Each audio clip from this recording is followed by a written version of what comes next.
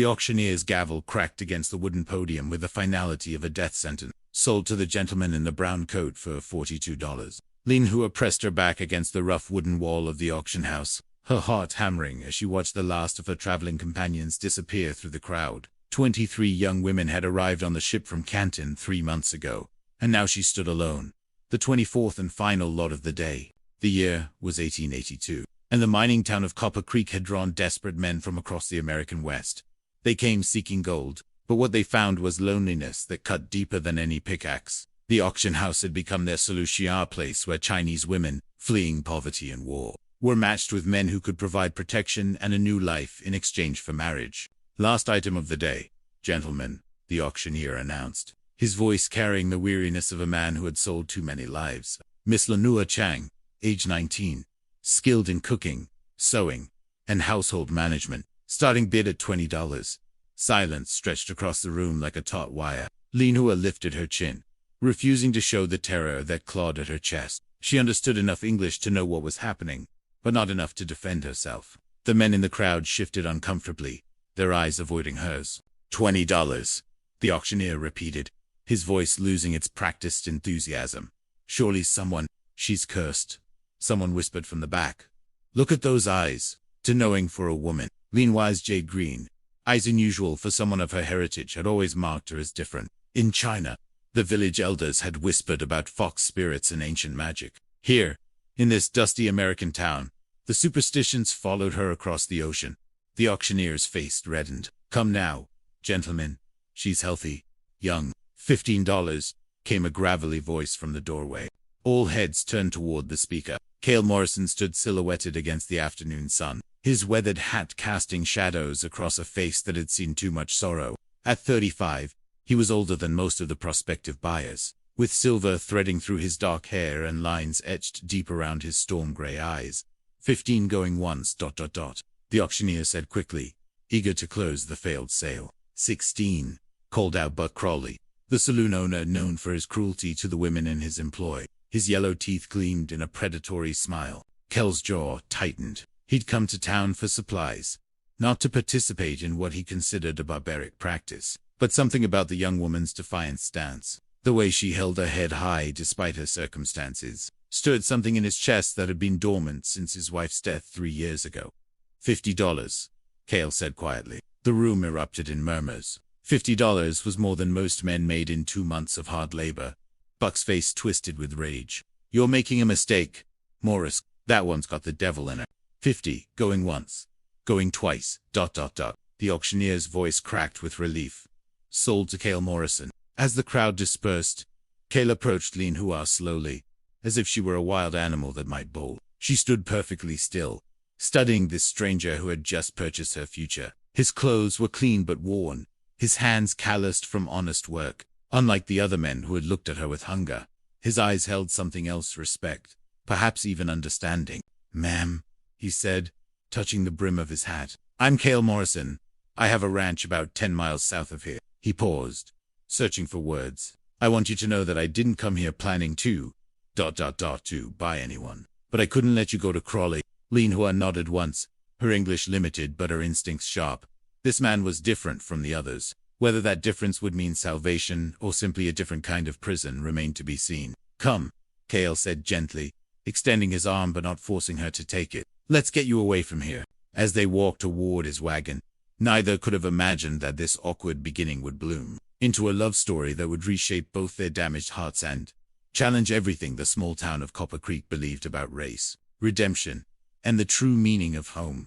The wagon ride to Kel's ranch passed in tense silence, broken only by the creak of wheels and the steady clop of hooves on packed earth. Lin Hua sat rigid beside him, her few possessions clutched in a small cloth bundle. She studied the endless expanse of golden prairie grass, so different from the terraced hills of her homeland. Cale stole glances at her profile, noting the delicate line of her jaw and the way her unusual eyes seemed to catalog every detail of the landscape.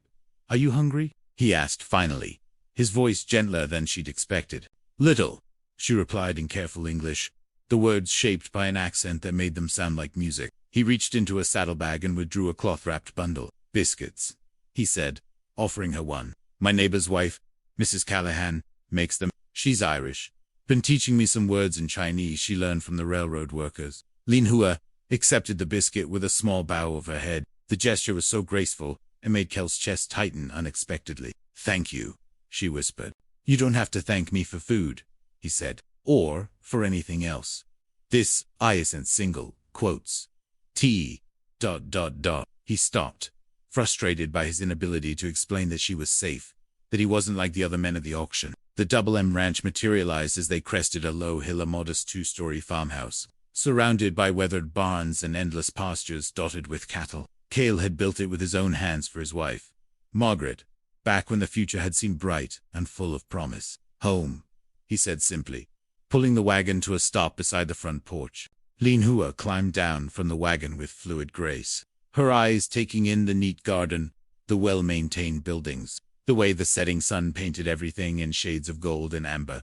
Beautiful, she said, and meant it. Cale felt an unexpected surge of pride. He'd let the place run down after Margaret's death, but in the past year, he'd been slowly restoring it. The house has 3 bedrooms, he said, climbing down beside her. You can have the one at the end of the hall. It has a good view of the sunrise. She turned to face him, confusion flickering across her features. You not want ... She struggled for the words, her cheeks flushing pink. I am wife now. Cale removed his hat, running his fingers through his hair. No, he said firmly. I mean, yes. Legally, we'll need to marry for your protection law.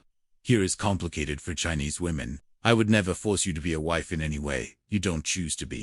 Lin Hua stared at him for a long moment, searching his face for deception. In China, her father had sold her to pay gambling debts. On the ship, the other women had whispered about the harsh realities awaiting them in America. But this man spoke of choice, of protection rather than possession.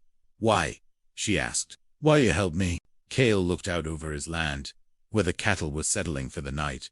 My wife died 3 years ago, he said quietly. Fever took her during a hard winter. I know what it's like to be alone, to feel like the world has forgotten you exist. Nobody should have to face that. I am sorry, Lin Hua said, understanding loss in any language.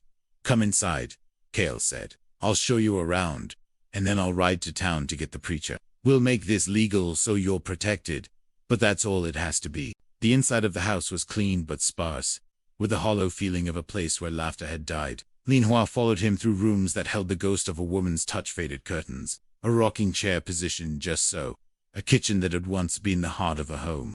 Margaret's things were in the bedroom we shared, Cale said, stopping at a closed door. I couldn't bring myself to pack them away. Your room is here. He opened the door at the end of the hall, revealing a simple but comfortable space with a narrow bed, a dresser, and a window that looked out over the eastern pasture. Lin Hua stepped inside, setting her bundle on the bed.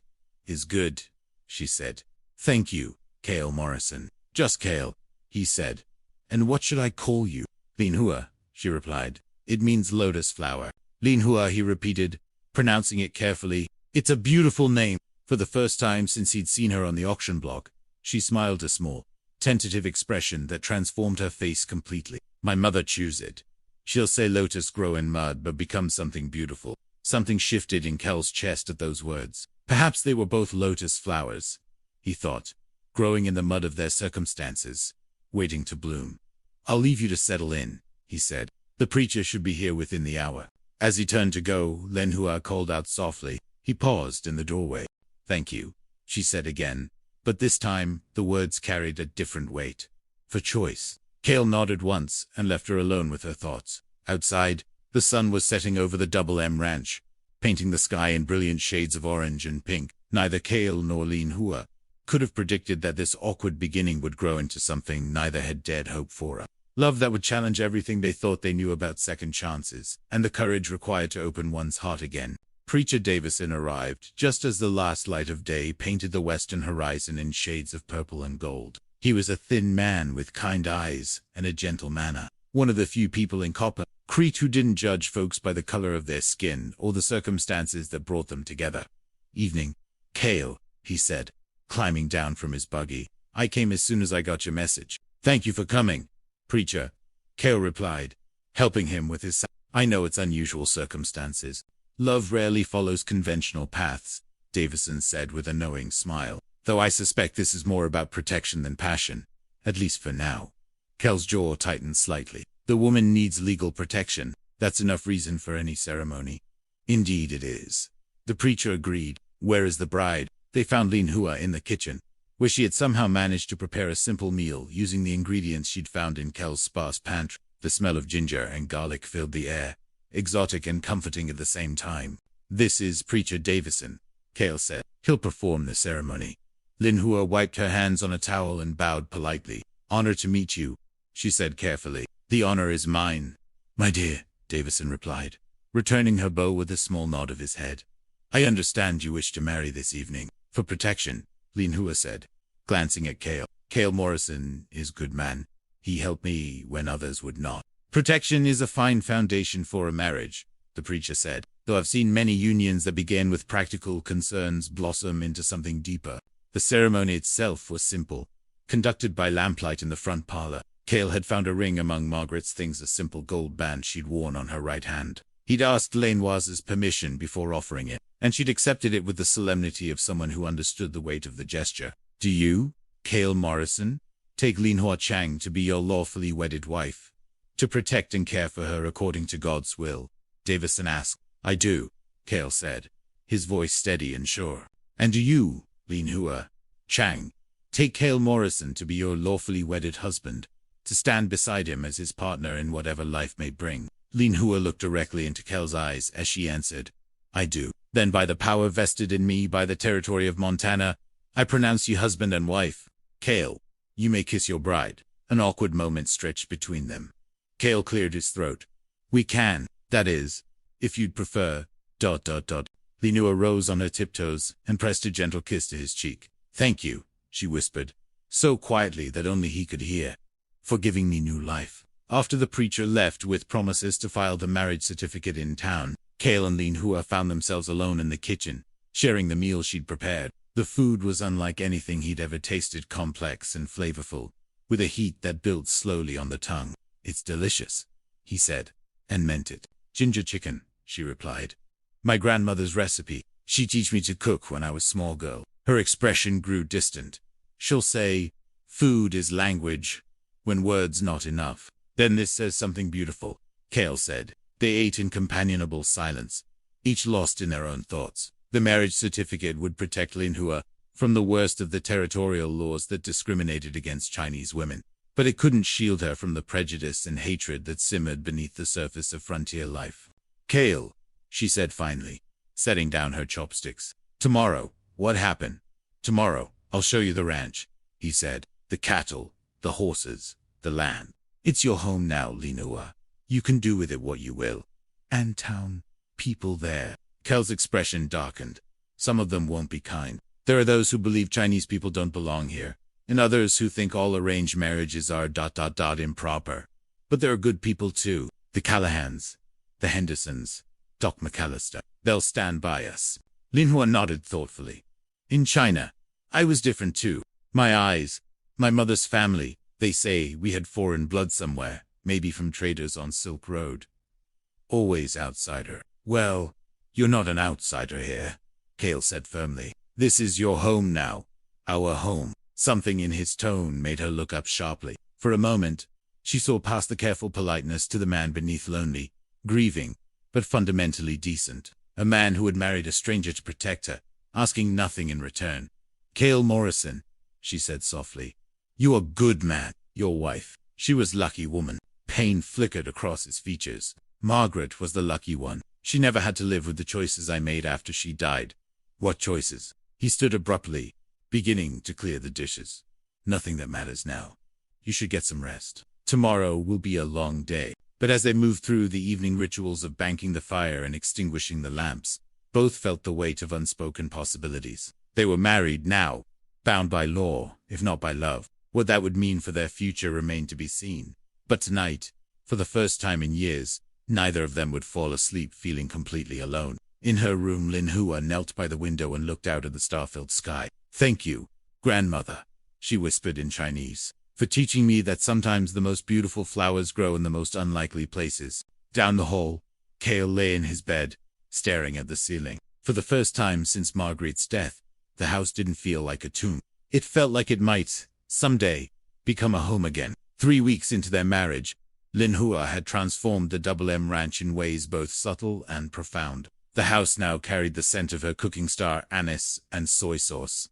Fresh herbs from the garden she'd coaxed back to life. She'd mended curtains with delicate stitches, arranged wildflowers in mason jars, and somehow made the rooms feel warm and inhabited again. Kale watched her from the kitchen doorway as she worked in the garden, her movements precise and graceful as she tended to the vegetables. She wore one of Margaret's old dresses, altered to fit her smaller frame, and had fashioned a wide-brimmed hat from straw to protect her face from the prairie sun. "The tomatoes are coming along well," he said, approaching with 2 cups of coffee. "Yes," she replied, accepting the cup gratefully. "Soil here is good. Just need patience and care. Like people, I suppose," he said, then felt his face flush at the implication. Lin Hua looked at him with those unusual jade eyes. "Yes," she agreed quietly. "Like people." Their conversation was interrupted by the sound of hoofbeats. A group of riders approached from the east by Crawley, and 3 of his men from the saloon. Kel's expression hardened as he recognized them. "Stay behind me," he told Lin Hua, his hand moving instinctively to the gun at his hip. Crawley rode up to the garden fence, his yellow teeth bared in what might have been a smile. "If it isn't a happy couple, how's married life treating you, Morris?" "What do you want, Crawley?" Kel's voice was steady, but Lin Hua could see the tension in his shoulders. "Just being neighborly," Crawley replied, his eyes fixed on Lin. "Heard you two had quite the wedding. Shame, I missed it. I was hoping to congratulate the bride personally." "You can congratulate her from where you sit," Kale said. "Then you can ride on." "Now, that's not very friendly," Crawley said. "I brought a wedding gift." He reached into his saddlebag and pulled out a bottle of whiskey. "Thought we might share a drink. Toast to your good fortune." Kale didn't move. "We don't drink." Crawley, "Thanks all the same. Come now, Morrison. Don't be unsociable. I'm sure your little wife here knows how to pour whiskey." "That's about all Chinese women are good for, ain't it? Pouring drinks and—" "Finish that sentence and you'll be spitting out teeth," Kale said, his voice deadly quiet. Crawley's grin widened. "Touchy, ain't we? Must be true love." He turned to Lee. "What about you, sweetheart? You happy with this arrangement? Or are you starting to realize what you've gotten yourself into?" Lin Hua stepped forward, her chin lifted defiantly. "I'm happy," she said clearly. "My husband is a good man. More good than some." "Your husband," Crawley sneered. "That's rich. You know, this ain't a real marriage, don't you? This is just Morrison feeling sorry for damaged goods. When he gets tired of playing house, he'll send you packing, just like—" Kel's fist connected with Crawley's jaw before the man could finish his sentence. Crawley staggered backward, blood streaming from his split lip. "You son of a—" Crawley reached for his gun. But Kale was faster, his Colt clearing leather with practiced ease. "I wouldn't," Kale said, his voice calm despite the fury in his eyes. "You're trespassing on my land, insulting my wife, and threatening my family. That gives me all the justification I need." The 3 men with Crawley shifted nervously in their saddles. They'd come expecting to intimidate a Chinese woman and her guilt-ridden husband, not face down a man who'd clearly been pushed too far. "This isn't over, Morrison," Crawley snarled, wiping blood from his mouth. "You think you can just waltz into town with your little yellow wife and expect folks to accept it? You're dreaming." "Let them think what they want," Kale said. "But if you or any of your men come onto my property again, if you so much as look at my wife sideways in town, I'll finish what I started here today." After Crawley and his men rode away, Kale holstered his gun and turned to find Lin Hua staring at him with an expression he couldn't read. "I'm sorry," he said. "I shouldn't have lost my temper like that. Now we'll have more trouble." "No," she said softly. "You defend me. You defend us.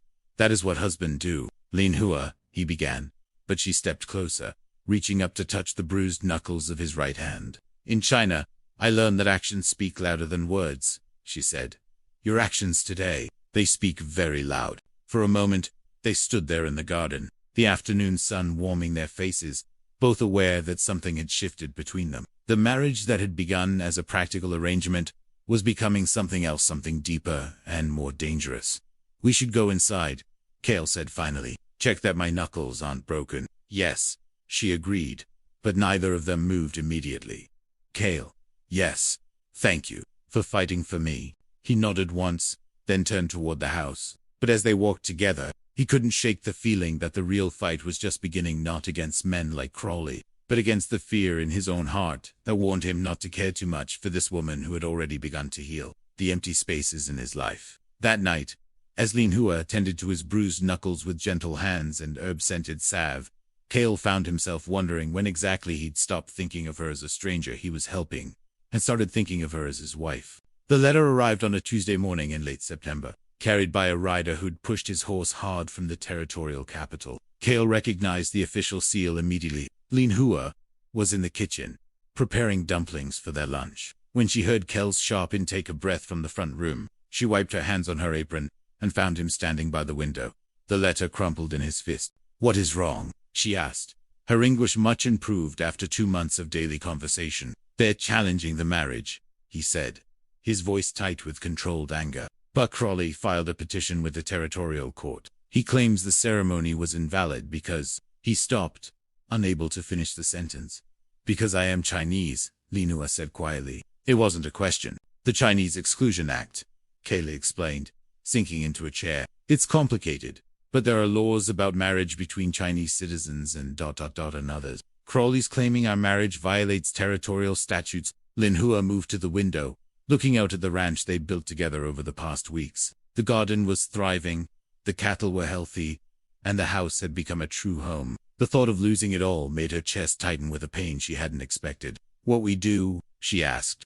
"We fight," Cale said, standing and moving to her side. "I'll ride to Helena tomorrow, find a lawyer who'll take the case. We won't let them destroy this." "Maybe," Lin Hua began, then stopped, her voice barely above a whisper. "Maybe it's better if I go. You have good life here. I bring only trouble." Cale turned to face her, his storm-gray eyes fierce. "Don't you dare," he said. "Don't you dare give up on us now." The word "us" hung in the air between them, heavy with implications neither had been willing to acknowledge. What had begun as a marriage of convenience had become something else entirely: a partnership, a friendship, and perhaps something even deeper. "Cale," she said, reaching out to touch his arm, "I must tell you something about why I come to America." He covered her hand with his own. "You don't have to." "Yes, I do." She took a deep breath. "My father healed money to very bad men. Opium debts. They say they take me as payment.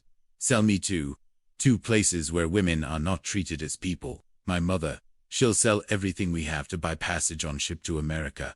She'll say here, maybe I have chance for real life." Kel's jaw tightened.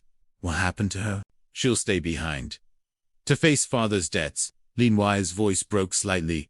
"I not know if she's still alive, but she sacrificed everything so I could escape. Now, because of these laws, because of men like Crowley, her sacrifice might be for nothing." "No," Cale said firmly.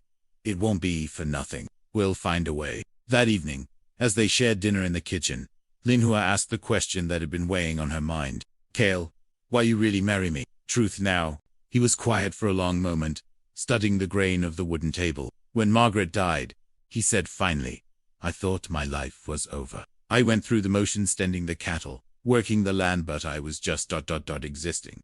Then I saw you at that auction, and I saw myself, someone who'd given up hope, someone who thought they were beyond saving. And now I know that saving someone else might be the only way to save yourself." He looked up at her. "But it's more than that now, isn't it? For both of us." Lin Hua felt heat rise in her cheeks. "Yes," she admitted. "It's more."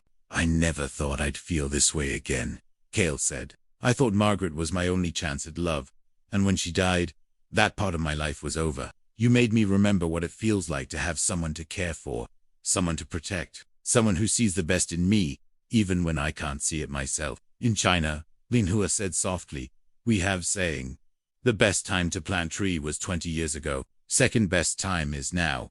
Maybe is same with love." Cale reached across the table and took her hand. "Lin Hua Morrison," he said, testing the sound of her married name. "I want you to know that whatever happens with this legal challenge, you're my wife. Not because of a piece of paper, but because I choose you. Every day, I choose you." Tears gathered in her eyes. "And I choose you, Cale Morrison." My heart. They might have said more, might have finally acknowledged the love that had been growing between them like spring flowers after a hard winter. But the sound of approaching hoofbeats interrupted them. This time, it wasn't Crawley, it was Doc McAllister, riding hard with news that would change everything. He called out as he dismounted, "Thank God you're here. I just got word from Helena. The territorial governor is sending a federal judge to review cases involving the Chinese Exclusion Act. Your marriage is going to be one of the test cases. What does that mean? Lin Hua asked, stepping onto the porch beside her husband. It means, Doc McAllister said, his face grave, that your marriage could set a precedent for the entire territory. If you win, it opens the door for others like you. If you lose, ... We won't lose, Kale said, his arm sliding around Lin Hua's waist. We can't afford to. But as they stood there on the porch of their ranch house, watching the first stars appear in the darkening sky, they both knew that the battle ahead would test more than just their legal right to be married. It would test their courage, their commitment, and their faith in the possibility that love could triumph over prejudice and hate. The courtroom in Helena was packed beyond capacity on the morning of October 15th. Word had spread across the territory about the Chinese woman and the rancher who'd married her, and people had come from hundreds of miles away to witness what many believed would be a landmark case. Judge Cornelius Fairweather presided, a man known for his fairness and his commitment to constitutional law. He'd been appointed by the federal government specifically to review cases involving the Chinese Exclusion Act, and his reputation for impartiality had preceded him. Lin Hua sat beside Kale in the front row, her hands folded in her lap, her unusual jade eyes steady despite the hostile stares from much of the gallery. She wore her best dress, a simple blue gown that Margaret had owned, altered to fit her smaller frame, and her hair was pinned back in a style that was both elegant and modest. Kale had hired the best lawyer in Helena, a man named Augustus Whitmore, who'd made his reputation defending unpopular causes. He was expensive, but Kale had sold a portion of his cattle to pay the fees, declaring that no cost was too high to protect his wife and their marriage. Buck Crawley sat across the aisle with his attorney, a thin man named Pemberton, who specialized in exploiting legal technicalities. Crawley's eyes never left Lin, his expression a mixture of hatred and something else, a possessiveness that made Kel's jaw clench with barely controlled anger. Your Honor, Whitmore began, rising to address the court. We are here today to determine whether love recognizes the boundaries that men would impose upon it. My client, Cale Morrison, is an American citizen, a landowner, and a man of good character. He married Lin Hua Chang in a ceremony performed by a licensed minister, with proper witnesses and documentation. The marriage is valid in every way that matters, except, Pemberton countered, that it violates the Chinese Exclusion Act of 1882, which specifically prohibits Chinese nationals from obtaining citizenship through marriage to American citizens. The marriage is therefore invalid under territorial law. Judge Fairweather studied the documents before him. Mr. Whitmore, how do you respond to this interpretation of the law? Your Honor, the Chinese Exclusion Act prohibits Chinese laborers from entering the United States and prevents Chinese nationals from becoming naturalized citizens. However, it does not explicitly prohibit marriage between Chinese women and American men. Such marriages have been performed and recognized in California, Oregon, and other territories, but not in Montana Territory, Pemberton interjected. And territorial law is clear that marriages that violate federal statutes avoid AB. And as the legal arguments continued, Lin Hua felt the weight of hundreds of eyes upon her. She understood enough of the proceedings to know that her entire future hung in the balance. But more than that, she realized that the outcome would affect countless other Chinese women who might seek refuge in marriage to American citizens. Your Honor, Whitmore said during a break in the proceedings, I would like to call Mrs. Lin Hua Morrison to testify on her own behalf. The courtroom erupted in murmurs. It was highly unusual for a woman to testify in such cases, and virtually unheard of for a Chinese woman to be permitted to speak in a territorial court.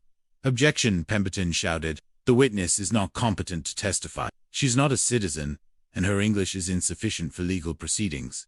Judge Fairweather considered this. Mrs. Morrison, please approach the bench. Lin Hua rose gracefully, her chin held high as she walked to the judge's bench. Every eye in the courtroom followed her movement. Mrs. Morrison, the judge said quietly, do you understand the proceedings here today? Yes, Your Honor, she replied clearly. These men want to say my marriage is not real. They want to take away my husband and my home. And do you feel capable of answering questions about your marriage and your circumstances? Yes, Your Honor. I speak truth. Always. Judge Fairweather nodded. I'll allow the witness to testify. Proceed, Mrs. Morrison, Whitmore began. Please tell the court how you came to marry Cale Morrison. I come to America to escape bad life in China, she said, her voice steady and clear. At auction, many men look at me like I am thing to buy, not person. But Cale Morrison, he'll look at me with respect. He saved me from bad man who want to hurt me. And has your husband treated you well? Yes, she said, turning to look at Cale. He give me home, protection, kindness. He never forced me to do anything I not want to do. He treat me like equal partner, not like property. Objection. Pemberton stood. This testimony is irrelevant to the legal question at hand. Overruled, Judge Fairweather said. The nature of the marriage is directly relevant to its validity. Continue, Mr. Whitmore. Mrs. Morrison, do you love your husband? The question hung in the air like a challenge. Lin Hua looked out at the packed courtroom, at the faces both hostile and sympathetic, then back at Cale. Yes, she said simply. I love him with all my heart. He is a good man who showed me that love is not about owning person, but about choosing to care for them every day. He choose me, and I choose him. That is real marriage. And if this court rules that your marriage is invalid, what will happen to you? I will be alone again, she said, her voice breaking slightly. I will have no protection, no home, no family. Men like Buck Crawley will hurt me, and no one will stop them. But more than that, I will lose man who teach me what love really is. Pemberton's cross-examination was brutal. He questioned her background, her motives, her loyalty to America. He suggested she was a spy, a prostitute, a woman of loose morals, who had tricked an honest American into an illegal marriage. But Lin Hua answered each accusation with dignity and grace, never losing her composure, even when Pemberton's questions became increasingly personal and offensive. Mr. Pemberton, Judge Fairweather finally interrupted. I believe you've made your point. Unless you have questions relevant to the legal validity of this marriage, I suggest you conclude your cross-examination. When Lin Hua returned to her seat, Cale took her hand and squeezed it gently. You were magnificent, he whispered. The trial continued for 2 more days, with witnesses testifying on both sides. Preacher Davison spoke about the validity of the ceremony he'd performed. Doc McAllister testified about the Morrisons' character and their standing in the community. Buck Crawley took the stand to argue that allowing Chinese women to marry American men would lead to the degradation of American society. But it was Cale's testimony that proved most powerful. When asked why he'd married Lin Hua, he looked directly at the judge and said, because she needed protection, and I needed purpose. Because she reminded me that there's still good in the world, and that love isn't something you deserve, it's something you choose to give and receive. And do you believe your marriage is valid? Whitmore asked. I believe, Cale said, that when 2 people promise to care for each other, to protect each other, to build a life together, that promise is sacred regardless of what any law says. My wife and I made that promise, and we've kept it every day since. On the final day of trial, Judge Fairweather delivered his verdict to a courtroom so quiet that the sound of breathing seemed loud. This case, he began, presents a conflict between the letter of the law and the spirit of justice. The Chinese Exclusion Act was designed to prevent the immigration of Chinese laborers, not to destroy marriages between Chinese women and American men who seek to build families together. He paused, looking out at the packed courtroom. Marriage is a fundamental institution in American society. It is not the place of government to determine who may love whom, provided both parties enter into the union willingly and with full understanding of their commitments. Lin Hua felt Cale's hand tighten around hers. Furthermore, the judge continued, I find that the marriage between Cale Morrison and Lin Hua Chang was performed in accordance with territorial law, with proper witnesses and documentation. The fact that Mrs. Morrison is of Chinese descent does not invalidate the ceremony or the commitment these 2 people have made to each other. Buck Crawley's face turned red with rage. Therefore, Judge Fairweather concluded, I rule that the marriage between Cale Morrison and Lin Hua Chang Morrison is valid and legally binding. The petition to invalidate this marriage is denied. The courtroom erupted in a mixture of cheers and angry shouts. Lin Hua felt tears streaming down her face as Cale pulled her into his arms, holding her tightly as the chaos swirled around them. We won, he whispered in her ear. We won. But even as they celebrated their victory, both knew that the real battle was just beginning. They had won the legal right to be married, but they still had to face the social consequences of their choice and the enemies, who would never forgive them for challenging the established order. 6 months after the trial, the Double M Ranch had become something neither Cale nor Lin Hua could have imagined on that day when he'd first bid for her freedom. The legal victory had made them famous throughout the territory, drawing visitors from across the West, some curious, some hostile, but many hopeful. Chinese women began arriving at their door, seeking advice about marriage and life in America. Lin Hua welcomed them all, teaching them English, sharing her knowledge of American customs, and helping them navigate the complex legal landscape that governed their lives. We're like a stop on the Underground Railroad, Cale observed one evening, as they watched 3 young Chinese women practice their English in the front parlor. Except instead of helping people escape slavery, we're helping them escape loneliness. And maybe, Lin Hua said, slipping her hand into his, we help them find love. Indeed, 2 of the women who'd stayed with them had married local ranchers men, who'd been inspired by Cale's example to look beyond prejudice and see the person within. The marriages had been performed by Preacher Davison, who'd become something of a champion for intercultural unions. Buck Crawley had left Copper Creek shortly after the trial, his saloon failing as more and more people refused to patronize an establishment owned by a man who'd tried to destroy a marriage built on love and respect. He'd ridden out of town on a cold February morning, vowing revenge, but ultimately powerless against the tide of change that the Morrison case had unleashed. On a warm April evening, as spring painted the prairie in shades of green and gold, Cale found Lin Hua in the garden, tending to the vegetables that would feed them through the summer. She was humming a Chinese lullaby, her hands gentle as she worked the soil. Lin Hua, he said, approaching her with the careful reverence he still felt after all these months of marriage. I have something to tell you. She looked up, wiping her hands on her apron. What is it? My husband. I got a letter from Helena today. From Judge Fairweather. He paused, his expression serious. He's recommending our case to the federal government as a model for how to handle marriages between Chinese women and American men. He thinks our story could help change the law for the entire country. Lin Hua stood, brushing dirt from her knees. And what do you think? I think, Cale said, reaching for her hands, that we've already changed the most important thing. We've changed each other. Yes, she agreed, rising on her tiptoes to kiss him softly. There's something else, he said, his voice dropping to a whisper. Doc McAllister confirmed it today. You're with child. For a moment, Lin Hua couldn't speak. Then joy flooded her face like sunrise.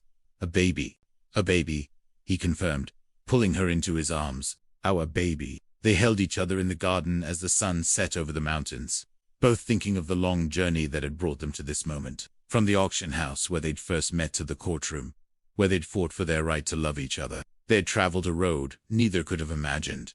What will we name him? Lin Hua asked, her hand moving to her still flat stomach. Him, Cale laughed. So certain it's a boy. Mother's intuition, she said with a smile. And I have perfect name. Shuang. It means hope in Chinese. Shiwang Morrison, Cale said, testing the sound. I like it. Hope Morrison. A name that honors both his heritage and his future. Or her heritage. Lin Hua corrected with a grin. Maybe his daughter, then Hope Morrison she'll be, Cale said. Either way, this child will grow up knowing that love conquers all, even bad laws and small-minded people. As they walked back to the house, hand in hand, Lin Hua reflected on the twists of fate that had brought them together. She had come to America as a refugee, sold like property to the highest bidder. But she had found something more valuable than gold in the process, a love that had transformed not just her life, but the lives of everyone around them. The Double M Ranch had become a symbol of hope for immigrants across the territory. The marriage that had begun as a desperate bid for protection had evolved into a partnership that challenged everything society believed about race, love, and belonging. Cale, she said as they reached the porch, do you ever regret the auction, the trial, all the trouble we caused? He stopped, turning to face her in the growing darkness. Never, he said firmly. Not for a single moment. You gave me back my life. You taught me that the heart doesn't see color or nationality, it only sees the person worthy of love. And you taught me, she replied, that sometimes the most beautiful love stories begin with the smallest act of courage. You saw me as a person when everyone else saw me as property. That changed everything. 5 years later, as they stood in the same garden watching their 3 children play, now 4, and the twins, Harmony and Justice Day would remember this conversation as the moment they truly understood the magnitude of what they had accomplished. Their love story had become legend throughout the Montana territory. Songs were written about the rancher and the Chinese woman who'd fought the law and won. Their marriage had opened doors for hundreds of other couples who might never have found each other without their example. But for Cale and Lin, the greatest victory was much simpler. They had found each other in the darkness of their separate sorrows and built a love that would last lifetimes. They had proven that the human heart recognizes no boundaries, that courage comes in many forms, and that sometimes the most unlikely beginnings can lead to the most extraordinary endings. As the stars appeared in the Montana sky, Husband and wife stood together on the porch of their ranch house, their children's laughter echoing across the prairie, both knowing that their love story was just beginning. They had survived the auction block, the courtroom, and the hatred of those who would deny them happiness. Now they faced the future together, their hearts full of hope, and their souls intertwined forever. The girl who had been sold like property had become a woman who changed laws. The widower who had lost hope had found it again in the most unexpected place. Together, they had written a love story that would inspire generations of lovers who dared to dream beyond the boundaries society would impose upon them. And in the years to come, when people asked about the secret to their enduring love, they would always give the same answer. We chose each other, every day, no matter what the world said we should do. That's all. Love really is a choice you make again and again, until choosing becomes as natural as breathing.